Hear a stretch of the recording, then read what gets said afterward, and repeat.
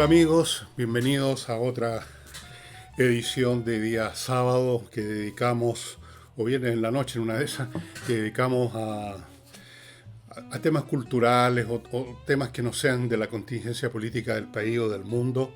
Normalmente es así, y en este caso va a ser así porque vamos a tratar un tema que yo creo que es de interés para todos, porque somos todos seres humanos, el erotismo.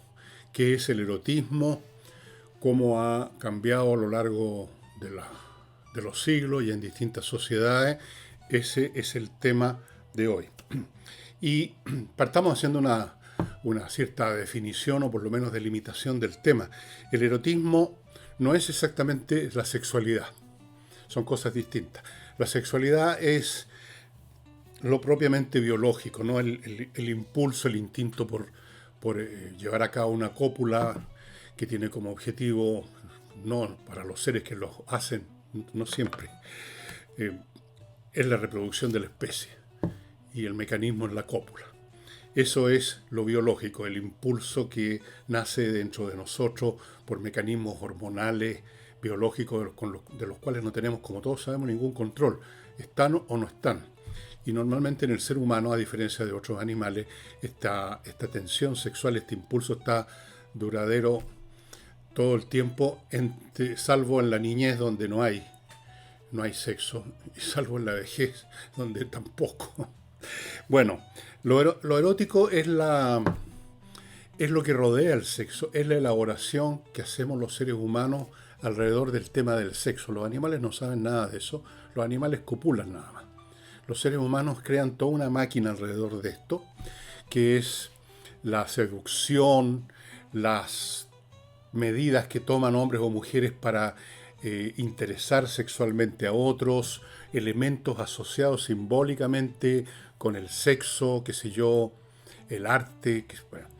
Y hay una segunda elaboración aún más refinada que podemos llamar el romanticismo. Romanticismo, lo novelesco, un poco ficticio. Digamos que el sexo en lo biológico es lo primero. Después viene lo erótico, que es toda esta máquina que rodea el sexo.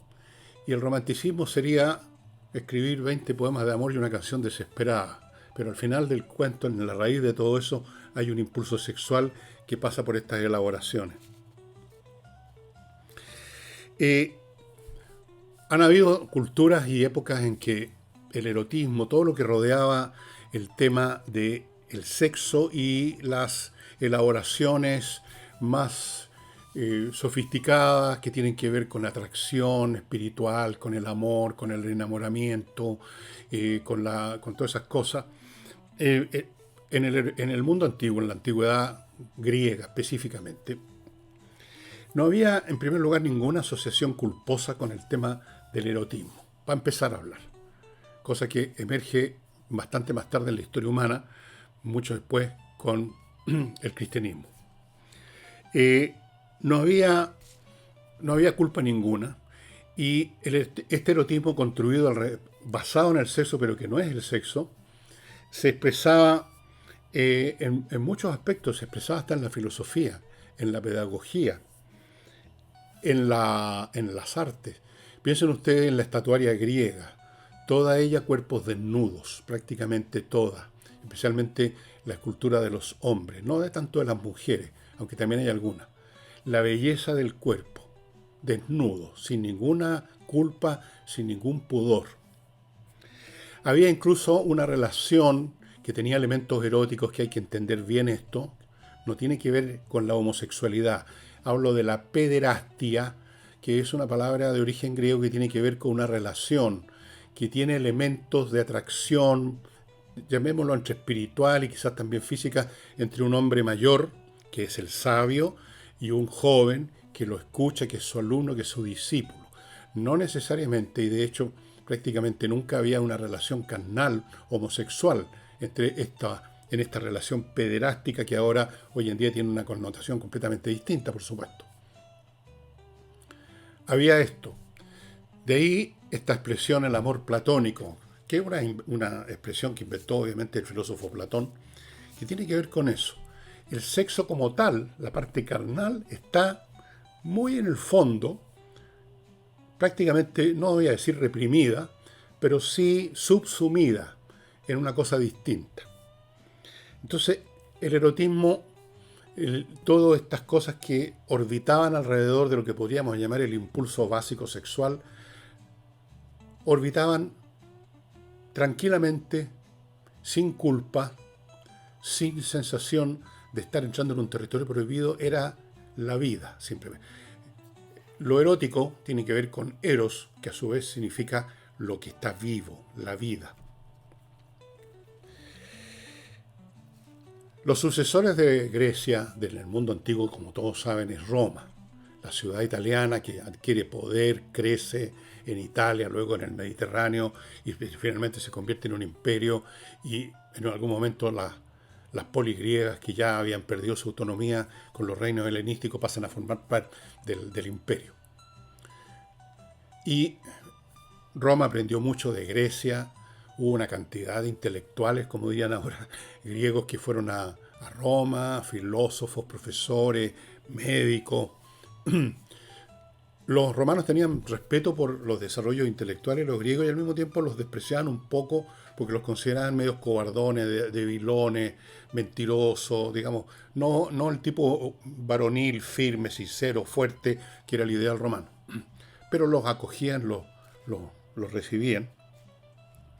En Roma el erotismo toma una forma absolutamente brutal, cruda. Olvídense de este erotismo refinado, las esculturas, la relación entre el maestro y su discípulo, toda esa esfera, ¿no es cierto? Esas esferas como las esferas de Ptolomeo, así girando alrededor del sexo, no. Se convierte en algo brutal, carnal, digamos, del erotismo baja a varios niveles y vuelve a ser simplemente sexo.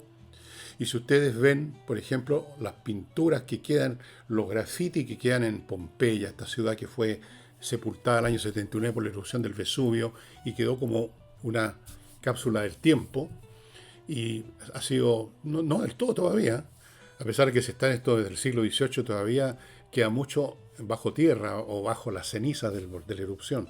Pero lo que tenemos a la vista de Pompeya, hay muchos frescos, o sea, pinturas en los muros o grafitis, donde el tema del sexo sale muy brutalmente nomás. Muy brutalmente.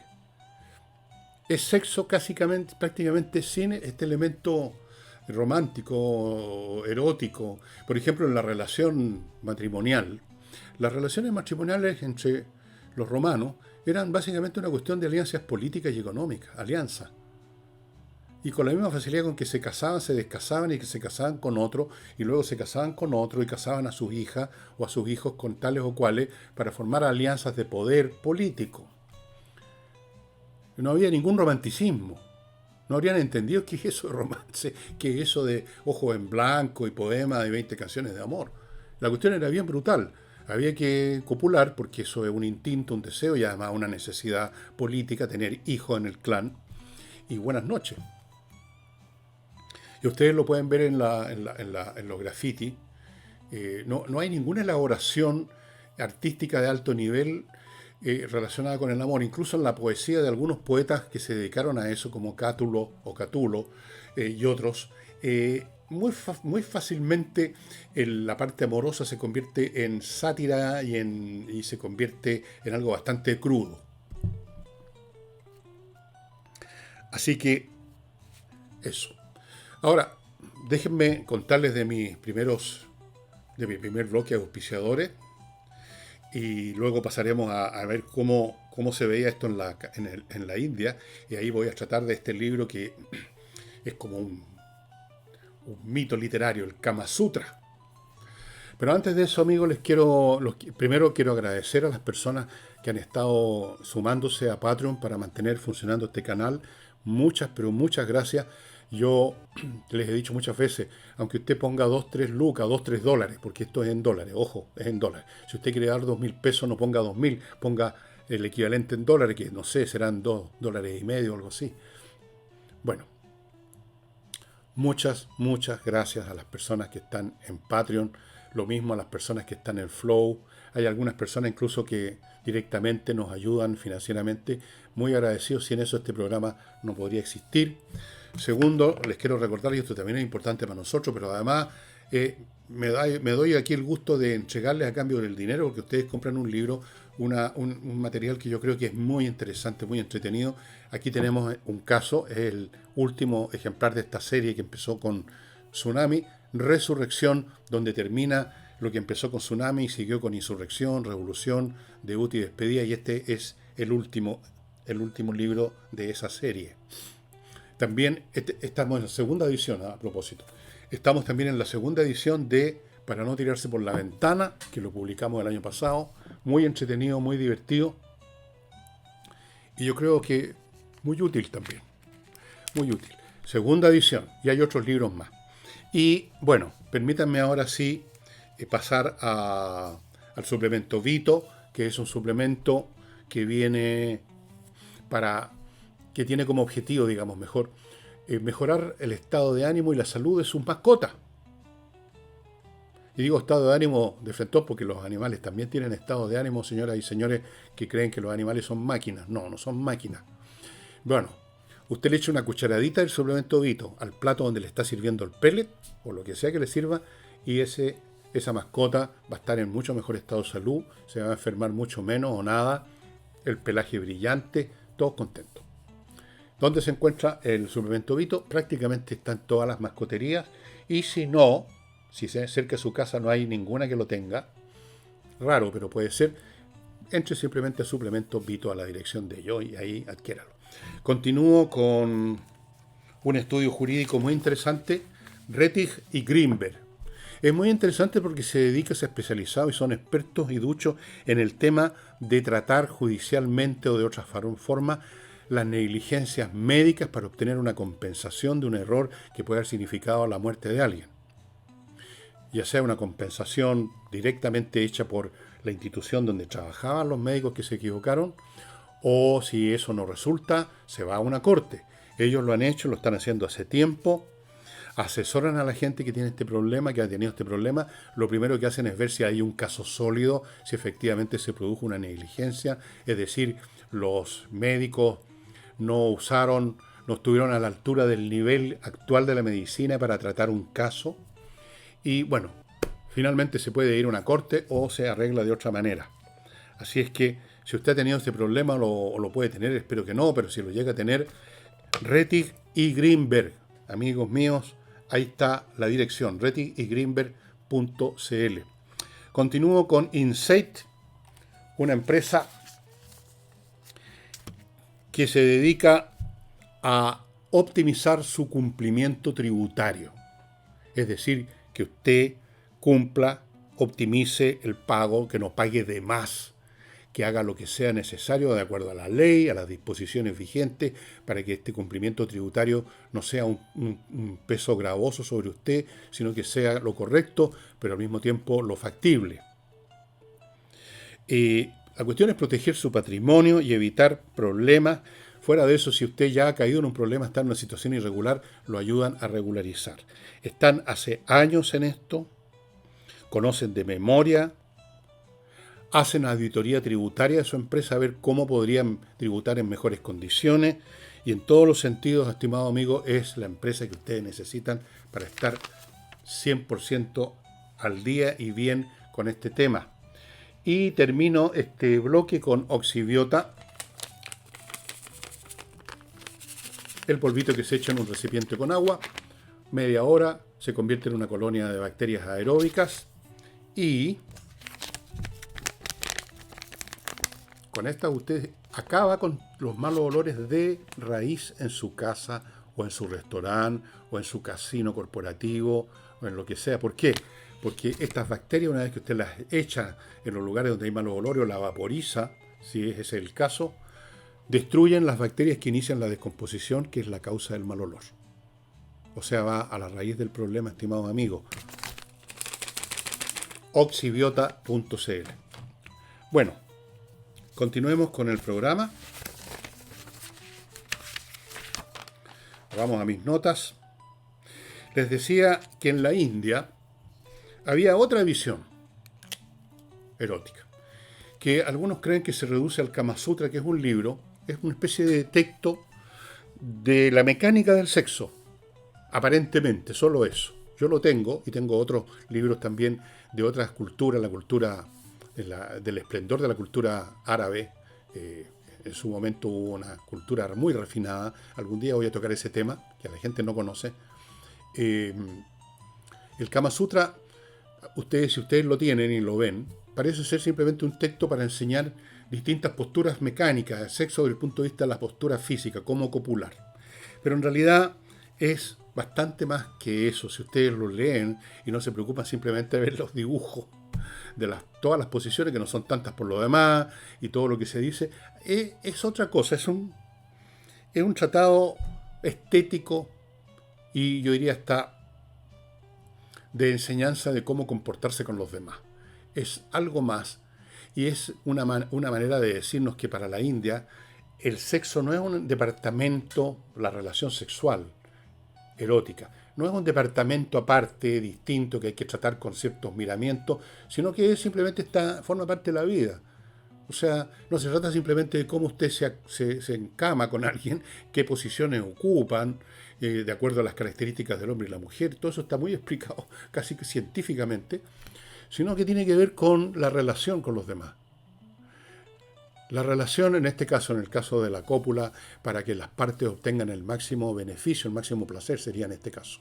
Pero eso tiene que ver con una ética de la relación social, como una cuestión donde tiene que haber una armonía, que tiene que haber un intento de todas las partes de obtener el mejor resultado para todo. Es bastante interesante si uno lo ve de esa manera. Lo mismo en China. En China también el sexo, el erotismo, no tiene ninguna de las connotaciones que son para nosotros propias en el Occidente, el pecado, lo prohibido, e incluso los estímulos que brotan de que algo sea prohibido. No, todo eso está fuera del cuadro de estas culturas orientales. En China, aquí anoté, está vinculado a eso que llaman ellos el yin-yang, al equilibrio.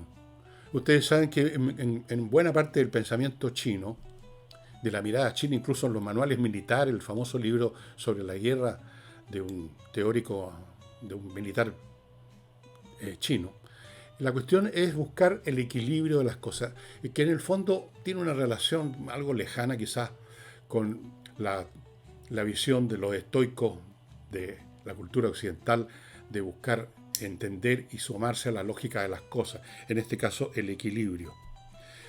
Incluso ven las prácticas sexuales como meramente parte de la salud, así como ahora, hoy en día, en nuestro mundo se habla tanto del fitness y salir a caminar. Allá el sexo también es visto de esa manera. Así que aquí no hay pecado, aquí hay medicina, por así decirlo, en el pensamiento chino. Y ahora venimos al cristianismo. Aquí entramos, Houston, we have a problem. Con el cristianismo, el cuerpo y por lo tanto el sexo se convierte en sospechoso, porque está asociado con el demonio, está asociado con el mal, está asociado con el pecado, está asociado con olvidarse de que el verdadero objetivo de la vida de un cristiano es la salvación del espíritu. El deseo es pecaminoso y por lo tanto el sexo queda relegado y con muchos problemas y con muchas normas al matrimonio. En el matrimonio usted tiene que tener, porque si no, desaparece la raza humana, tiene que tener sexo, pero solo para reproducir. La idea de que usted tenga sexo simplemente como una diversión, como un placer o como una manifestación de unión entre dos personas por medio de la carne, eso es pecado. Usted tiene que tener sexo de una manera tal que se cumpla con la función de procrear, pero hasta ahí nomás. Y si no, pecado. Y desde luego hasta el día de hoy, las personas realmente que siguen los mandatos, los principios del cristianismo, y ustedes lo pueden observar en personas que son conocidas por eso, tienen familias muy numerosas porque, entre otras cosas, está prohibido, no está permitido el uso de métodos anticonceptivos, porque hacer uso de un método anticonceptivo obviamente implica que usted quiere tener sexo no para reproducirse, sino que por el placer. Por eso está usando un anticonceptivo. No quiere reproducirse, quiere tener placer. Entonces las familias de personas muy cristianas son bastante numerosas. Si no, pregúntenle a alguien. Eso no significa que no tengan placer durante el acto sexual, pero siempre tiene que estar abierta la posibilidad de la procreación. Si no, empieza a convertirse en un fin en sí mismo el sexo, empieza a acercarse al territorio del pecado. No sé con qué intensidad es así ahora, incluso con los muy cristianos, pero hay una relación, ahí está presente ese elemento. En todo esto hay un pensador, uno de los padres de la iglesia, podríamos decir, que es clave en esta materia de convertir el cuerpo en una cuestión sospechosa, que es San Agustín. San Agustín, que fue, antes de convertirse en cristiano, porque no era cristiano desde el principio, como desde niño, no, era pagano. Y tenía aventura. Si ustedes leen las confesiones de San Agustín, que por ahí tengo el libro, el hombre le gustaba el chacoteo, digamos. Sí, después se convirtió y pasó por otras religiones, por otras concepciones religiosas o semi-religiosas antes de llegar al cristianismo. Y era un hombre normal que gustaba del sexo. Después empezó a desarrollar otras ideas que convirtieron gradualmente, no sé si tan gradualmente, el sexo, el erotismo, el placer sexual, la vida erótica en pecado.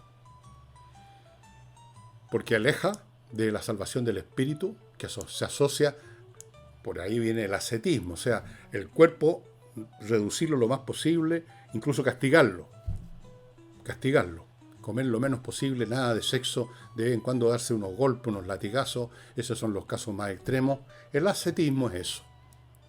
La cosa es concentrarse todo en el espíritu y en la salvación.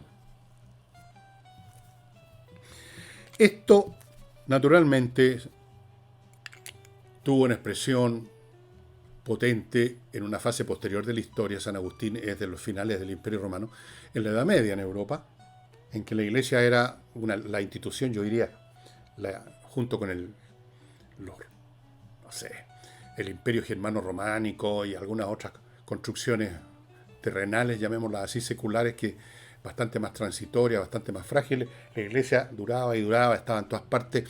El pensamiento de la Iglesia, los valores de la Iglesia era la ideología de toda la cristiandad. Por eso es que se hablaba de la cristiandad. Entonces, pero como los impulsos biológicos están ahí, no pueden evitarse, no pueden eliminarse, las pulsiones sexuales buscaban otro camino. Y entonces es exactamente en la Edad Media, no en una parte, en la época oscura, en la Edad Media, no en los principios, sino que ya, digamos, en el siglo X, XI, XII, emergen las cortes ya más formadas, en un mundo que había prosperado un poco más, que estaban entrando a conocer el mundo oriental, el mundo islámico por las cruzadas, y fuera de guerra había cierto intercambio, cierto aprendizaje del mundo mucho más refinado al Islam, mucho más refinado. Entonces emerge el mundo de las cortes. Ya no es simplemente el castillo donde hay unos bárbaros ahí que se defienden y que explotan a los campesinos, sino que se desarrolla, habiendo un poco más de prosperidad, un poco más de paz por momentos, una vida cortesana, y se desarrolla lo que se llamó el amor cortesano. Ahí aparecen los poetas ambulantes, los rapsodas, cantando canciones de amor y construyendo toda esta cosa romántica de la idealización, que es una forma de elaboración erótica refinada del sexo. Entonces aparece el amor cortesano, el hombre, el caballero, que tiene en su mirada como referente de sus hazañas a una mujer. Un poco lo que aparece ya como sátira, como chacota y como algo, digamos, obsoleto en el Quijote con su Dulcinea del Toboso. Es eso. El amor cortesano. Entonces el erotismo es muy literario. De ahí viene la palabra romanticismo. Romanticismo viene de román. El román, no sé si han oído ustedes hablar del román de la Hoz, la historia de la rosa, que es un poema semi-erótico, semi-poético, precisamente ese periodo. Román significa un cuento. Román, la palabra román en francés significa novela. O sea, el romanticismo es un cuenteo, en otras palabras. Eso es lo que quiero decir. De ahí viene. Como no se puede, como no se debe, porque está la religión, porque a lo mejor esa mujer es la esposa del dueño del castillo, digamos. Entonces se elabora, se sublima. El amor se sublima, se convierte en una aspiración, en una cosa aspiracional, en una cosa de ojo entelado, de ojo en blanco. Eso es el romanticismo. Está presente, por ejemplo, en esta novela muy posterior de Goethe, las tribulaciones del joven Werther, que es un idiota, que entra en esa onda con una mujer. Toda idealización y sufrimiento y termina pegándose un balazo. Qué tontería, ¿no? Pero así es. El romanticismo es el grado extremo ya que empieza a convertirse a veces en caricatura de esta elaboración a partir de una base física que es el sexo. En el Renacimiento, ustedes saben, un fenómeno muy de élite nada más, que empieza a transcurrir a partir del siglo XIV, XV, especialmente en las ciudades italianas, que eran las más avanzadas del mundo occidental, las más desarrolladas, las más refinadas, donde existía la máxima inteligencia. Empieza a surgir un redescubrimiento de la antigüedad. Se empiezan a desenterrar estatuas, empiezan a encontrar documentos, papiros que estaban fondeados en alguna biblioteca conventual, empiezan a descubrir a los pensadores, a los poetas, a los oradores del mundo antiguo, a Cicerón, a Platón, a Aristóteles, empiezan a llegar los libros desde Constantinopla, empiezan a abrir los ojos. Por eso que se llama renacimiento, nacer de nuevo. Y en medio de ese renacimiento está una visión distinta también del erotismo y de la belleza del cuerpo humano. Vuelve a ser bello. Y si ustedes ven las pinturas que se empiezan a hacer, ya especialmente en una etapa un poco más madura, el Renacimiento ya casi entrando al barroco. Estoy hablando ya del siglo XVI, XVII, XVI. Si ustedes ven las pinturas de los grandes pintores de ese periodo, que es Miguel Ángel, Leonardo, qué sé yo, todos los demás, se van a dar cuenta que todos los cuerpos que se pintan, ya sea que estén representando a Dios, a los ángeles, a Cristo, que sea, son cuerpos estilizados, son cuerpos hermosos. Ahí no aparecen unos gordos o unos obesos o unas obesas mórbidas. Son todos cuerpos hermosos, bien hechos. Pero claro, enmarcados dentro de la ideología cristiana. El cuerpo es hermoso, pero es el cuerpo de un ángel. Esta mujer es bella, pero es María. No es una niña, es María, la madre de Dios. Así es que, ahora, luego tenemos esta explosión de erotismo brutal, bastante brutal y al mismo tiempo muy racional. Una mezcla entre las dos cosas, lo brutal y lo racional en el siglo XVIII en Europa, con el llamado la edad de las luces. Las luces del raciocinio, de la mente fría. Y ahí empieza el erotismo a convertirse en muchas cosas, como por ejemplo, por un lado, el erotismo a lo Marqués de Sade. Si ustedes han leído las novelas del Marqués de Sade, como por ejemplo Filosofía en el Tocador, que ustedes la pueden encontrar en digital. Es muy cruda, es una mezcla de una crudeza increíble de sexo con raciocinio. O sea, en un capítulo los protagonistas se dedican a tener sexo de todas las maneras a la vida y por haber. Y en el capítulo siguiente, todavía supongo que desnudo, después de la función, se dedican a razonar sobre cómo sería un mundo en que, qué sé yo, reinara la república. Se empiezan a filosofar y después vuelven a las andadas. Por otro lado está la seducción, que tiene como objetivo el dominio personal, el gusto casi sádico. Ahí está la famosa novela de Las relaciones peligrosas, de Lanclos, también del siglo XVIII, donde la seducción es un juego cortesano para dominar a alguien por medio del sexo finalmente. Fríamente, allí no hay amor. Hay dominio y hay placer, si es que hay placer, y punto. Y por la misma razón es que esto se comunica con Marqués de Sade, porque una vez que usted ve simplemente el sexo como un mecanismo de placer, y sin ningún valor, ningún principio, Bueno, exploremos todas las posibilidades, pues. Todas las formas de relación sexual, heterosexual, homosexual, animalismo, lo que sea, porque aquí lo que interesa es simplemente obtener placer físico y da lo mismo entonces cómo, si sirve, sirve. Y buenas noches los pastores, aquí no hay ningún principio, aquí no hay ningún valor, aquí no hay ninguna consideración ni filosófica ni religiosa, es placer. Y por lo tanto todo está permitido. Y ese es el pensamiento de Sade. Incluso, bueno, Sade era un hombre francamente desequilibrado porque al final del cuento ya ni siquiera basta el sexo. El asesinato o la crueldad, si le produce placer, es permitido. Y los paraísos de Sade son realmente unos infiernos. Son lugares cerrados donde quienes están adentro encerrados, por así decirlo, en un castillo del cual no hay salida, tienen permiso para hacer lo que quieran que les dé placer. Puede ser sexo o puede ser asesinar o torturar a alguien. A ese extremo se llega. O sea, una cosa absolutamente patológica, digna, digamos, de Aníbal Lecter. Lo que me da placer es lo que importa, no hay ninguna ley, ni divina, ni humana. Lo único que importa es si yo puedo obtener lo que quiero. Se llega a eso. En el siglo XIX tenemos, por supuesto, un mundo completamente distinto. Un mundo que culturalmente tiene una expresión bastante, digamos, un poco casi de caricatura en lo que se llama la Inglaterra victoriana, o sea, la Inglaterra durante el reinado de la reina Victoria, que reinó como 50 o 60 años. O sea, toda la segunda mitad del siglo XIX, bajo el influjo de Victoria. Muchas prohibiciones, muchos, muchos, sí, muchos, no sé si prohibición es la palabra, muchas restricciones.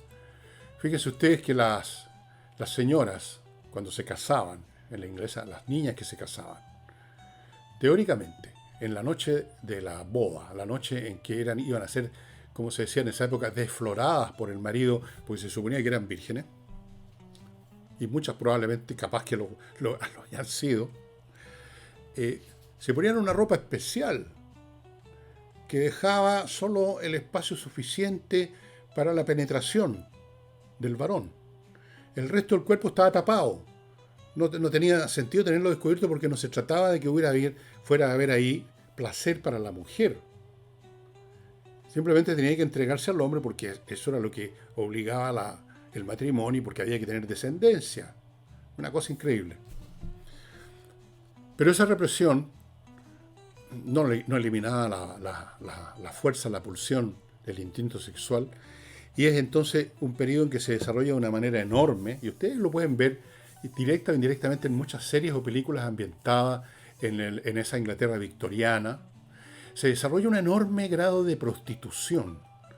Los hombres, que tenían más libertades para hacer lo que quisieran, las mujeres estaban sonadas, fondeadas en la casa. No, a veces encontraban amantes, a veces encontrarían otras formas de satisfacerse, pero los hombres iban a los prostíbulos. Fue una industria inmensa en esa época. Los hombres iban a los prostíbulos.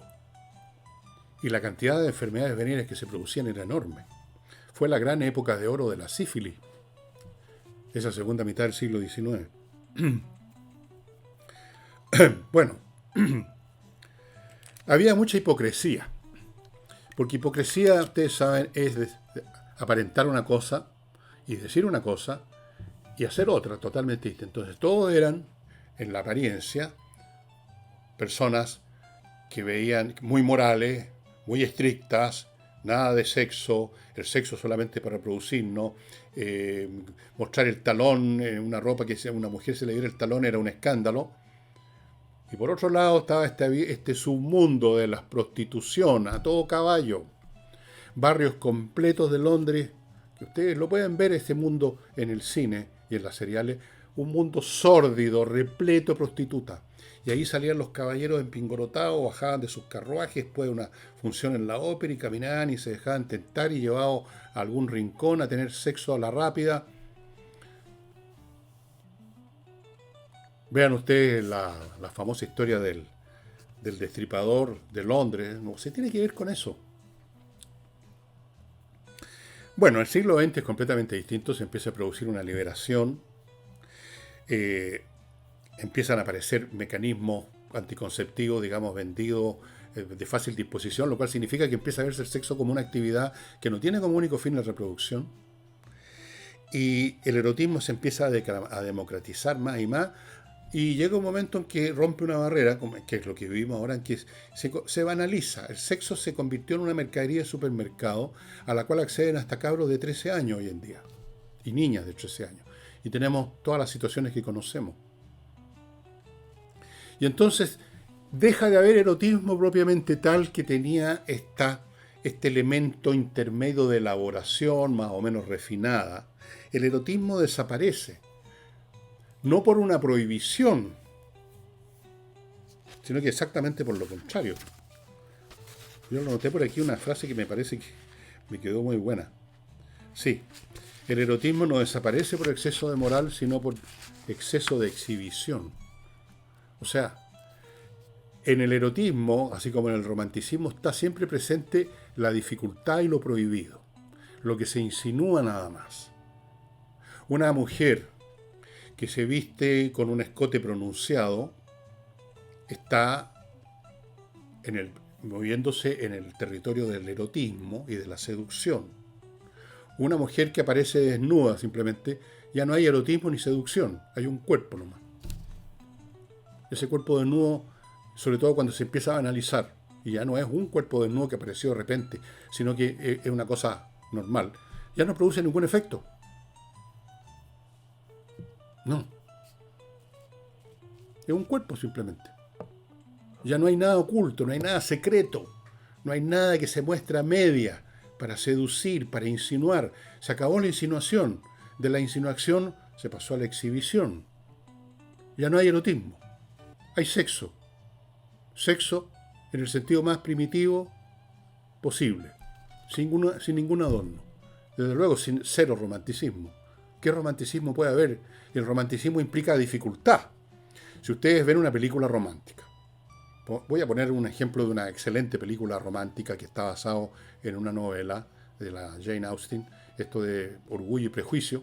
Hay una excelente versión con McFadden y con esta niña Knightley, ¿cómo se llama? Bueno, ustedes se ubican en esa película, excelente película.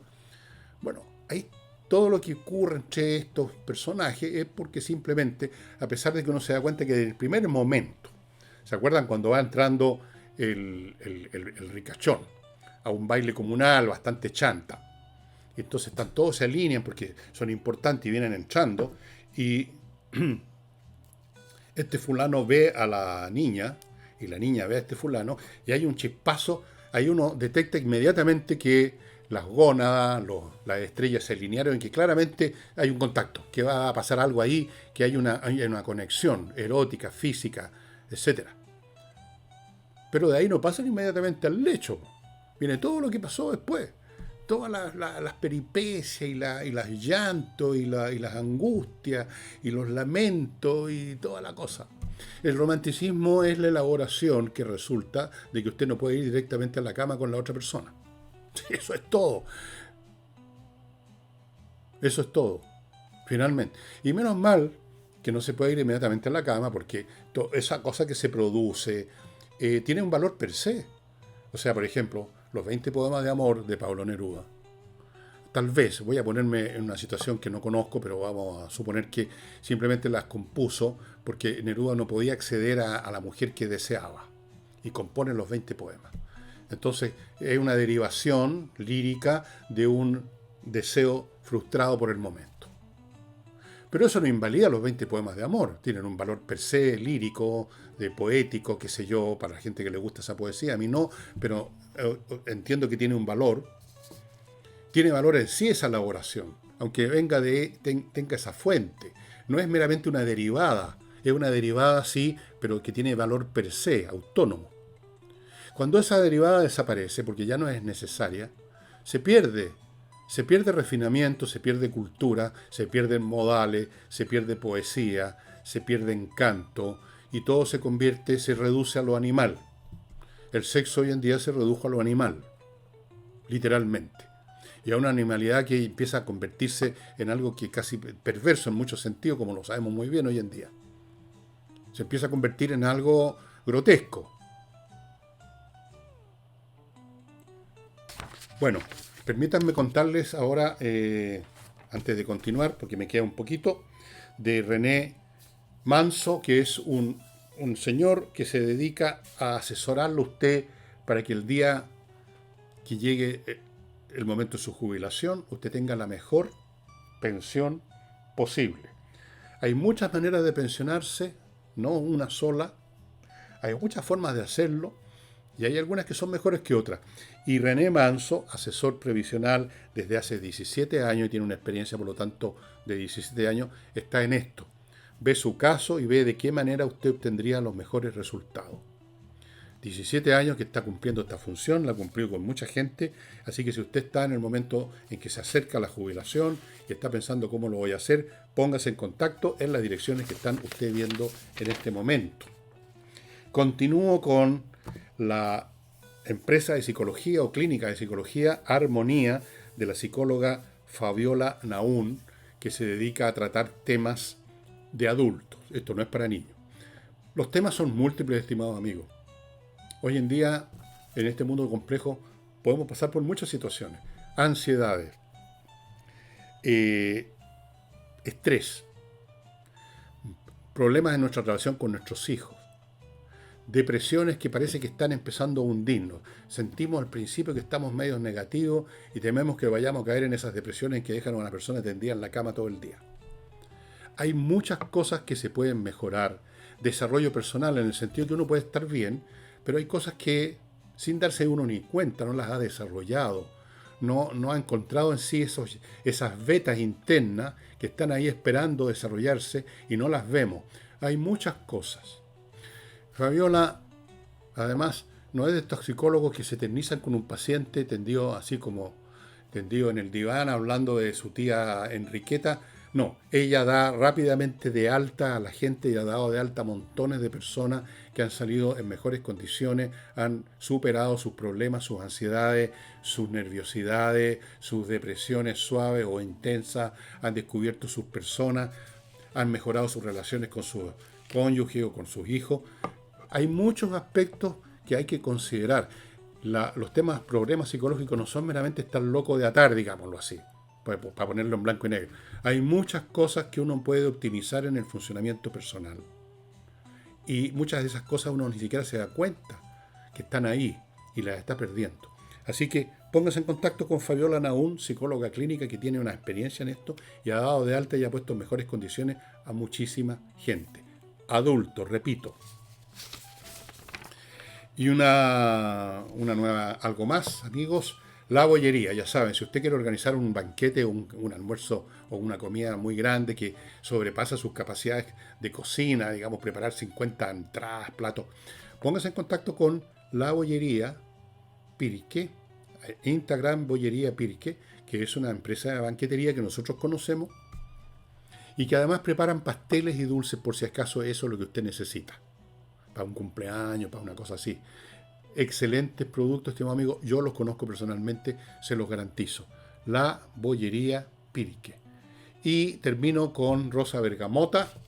Ricos champús, ricos de acondicionadores, digamos, para después, lo que usan eso después de lavarse el pelo, cremas para el cuerpo, fragancia, un montón de productos, todos hechos con sustancias naturales para las personas, especialmente importantes para personas como yo, por ejemplo, que tenemos una piel muy delicada, cualquier cosa, digamos, nos inflamamos literalmente, o nos salen granos y cosas.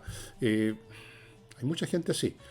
Y otras que se lavan el pelo y les empieza a picar el cráneo porque se les irritó el cuero cabelludo. Bueno, puros productos naturales, cero problema, estimado amigo. Entre a rosabergamota.cl, ahí hay cajas con distintos surtidos, usted verá cualquiera de producto, puede comprar uno solo. Y también estos productos de Rosa Bergamota están disponibles en la cadena de farmacias NOPF. Bueno, estamos en un tiempo, amigo, en que ha perdido encanto el erotismo porque cuando todo está a la vista, no hay nada que pueda seducir. La seducción supone esta cosa un poco escondida.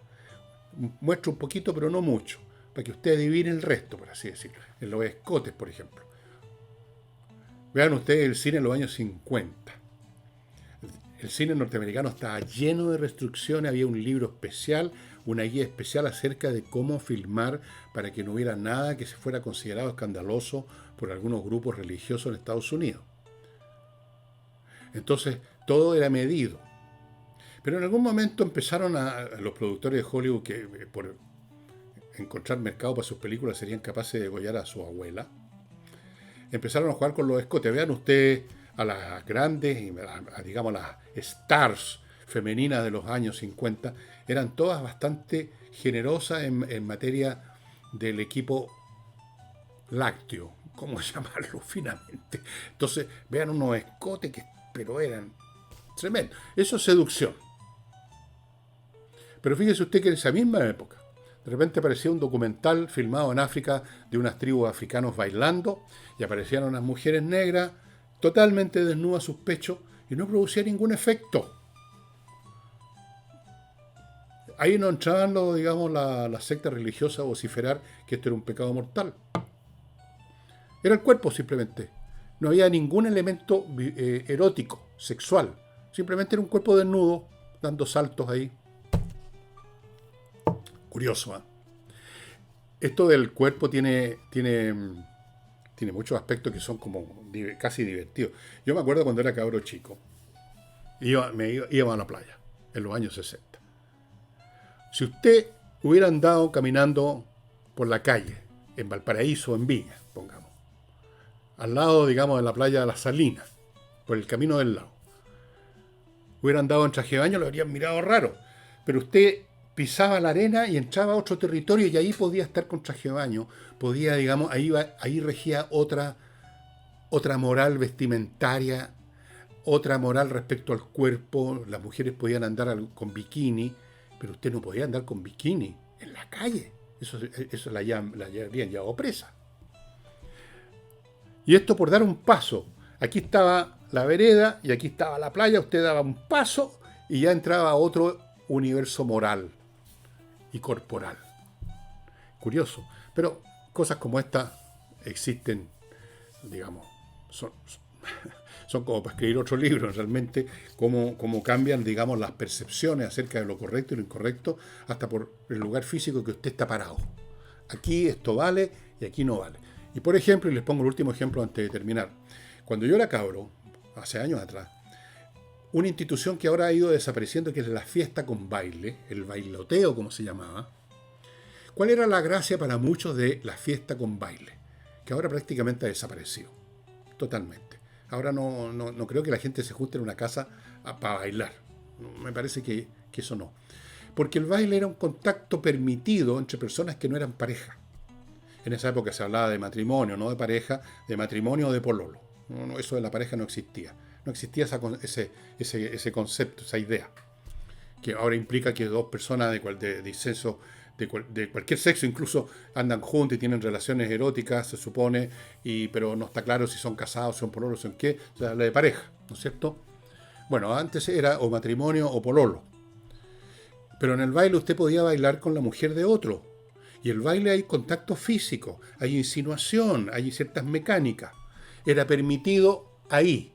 Si usted ese mismo contacto lo hubiera tenido no en un baile, no en una fiesta, digamos, era motivo de balazo, un poco menos. Muy interesante. ¿Qué más les puedo contar, estimados amigos? Bueno, tiene muchos aspectos. El erotismo está presente en tantas artes, el romanticismo, mucho de la lírica de la Edad Media tiene que ver con esto de la idealización de la mujer inalcanzable que se convierte en la Dulcinea del Toboso, los caballeros, pero no la tocan, nunca. El Quijote nunca toca a Dulcinea del Toboso, como ustedes saben. De hecho, ni siquiera creo que la ve, no me acuerdo, le he leído como 4 veces el Quijote, pero no la ve nunca.